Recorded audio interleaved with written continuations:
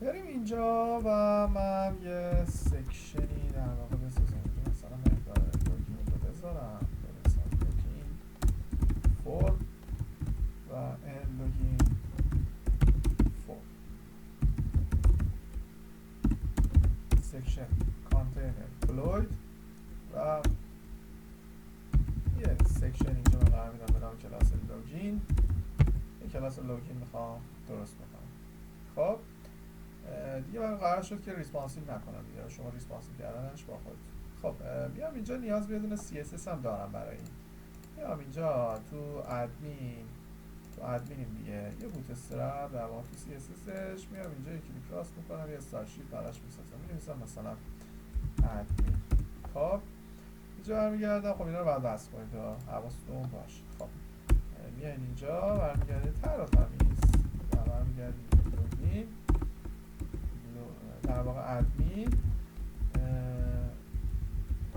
لینک هم قبلش میذارید و لینک و اینجا هم در واقع CSS خود ادمین رو در واقع میتونید براش توی کانفیگ تعریف بکنید. بیایم برگردیم میگیم دیفاین، شما اینجا برگردید بگید که ادمین CSS و بیاید اینجا این مقدار رو کپی بکنید تا سر کمپانی دیست ادمین و توی بوت استرپس اینجاش هم کپی میکنم و بعد CSS و بعد اسمش هست admin dot CSS. خب اومدم دیگه دارم کانفیگا رو میذارم PHP و به این شکل و این PHP. برگردیم بگیم که اکو مقدار admin CSS. خب این هم admin رفرش، این هم اضافه شد، این هم admin.css همون. بیام اینجا برگردیم میگیم این کلاسی داریم به نام لوگین، درسته؟ شما بیا و ویدث بشه مثلا 500 پیکسل، هیتت هم بشه 300 پیکسل و پوزیشنت هم بشه ابسولوت و دیگه در واقع بیاد و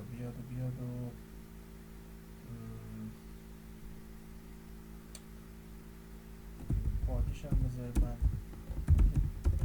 به خودتون ربط داره بک‌گراند ایناش چی رو خیلی بنویسید. بک‌گراند کالرش هم بذارم مثلا بلک. این رو من برگردم بگم که بک‌گراند کالرت باشه مثلا وایت اسموک. بلک هم زیاد جالب نیست، گری ببینیم چی مثلا این هم خوبه و برگردیم بگیم که شما لفتت بیاد باشه کلک مثلا 50% منهای 250 پیکسل و تاپت هم بیاد باشه کلک 50% منهای 150 پیکسل. بشه و اینجا رو یه رفرش کوچولو بکنیم. خب این شد. این رنگش رو میتونید یه ذره تیره تر هم بکنیم. خب و این بار یه بوردرش ردیوس 5 پیکسل بهش بدیم. یه واکس شادو هم میتونی بهش بدی مثلا 5 پیکسل و 5 پیکسل و 5 پیکسل مثلا لایت گری و منهای 5 پیکسل و منهای 5 پیکسل و 5 پیکسل و دوباره لایت گری که زنه همچه شفاف بزنه پشتش خوبه. این هم رنگش رو بزنم وایت اسموک در بیاد مثلا لایت گری هم امتحان میکنیم به نظر بد نباشه. خب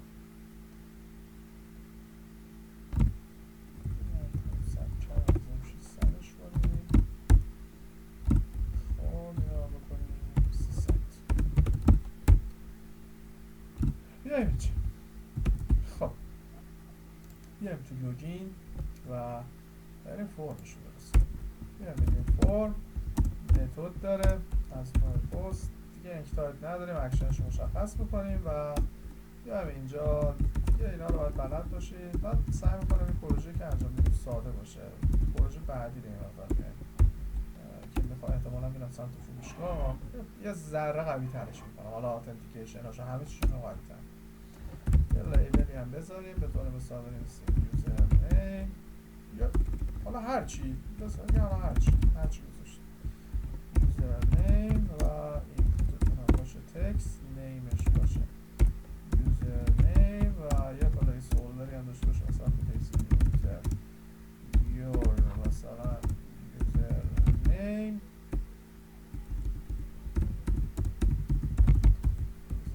و کلاس در واقع فور کنترل یه کنترل دی هم بذاریم برای ایشون، این بشه پسورد و این هم بشه پسورد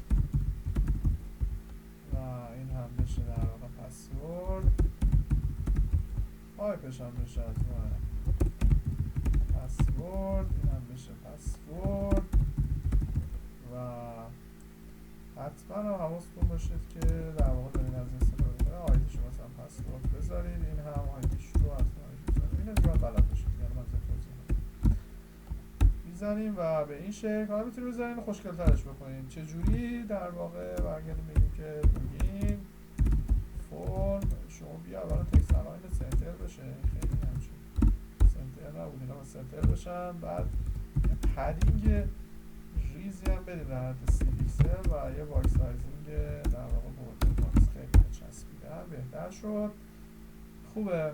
حالا زیاد دیگه خوشگلیش توجه نمی‌کنم، یه خوشگلیش با خودتون بیشتر رو کارش کنم. دوباره سکشن کلاس فرم گروپ و در واقع اینپوت تایپ سابمیت ولیو مثلا لوگین و کلاس btn داش بیزنس اکسس و btn داش بلاک. خب ایش میزنیم و این هم از حالا دیگه من روی این کلیک بکنم در واقع اشاره میکنه به این پسورد هم در واقع بهش. خب میتونستیم در واقع یه امتی به ستا هم بدیم که اینقدر نچسبم به هم که بسیار زیبا به چی بدم با هم به فرم گروپ بدم، بذاریم من یه امبی به این بدم جا نداره بره پایین تر، بذارم من هیتش رو یه بیشتر بکنم 400 تا الان باید امبی رو در واقع دادیم به فرم گروپ باید بگیره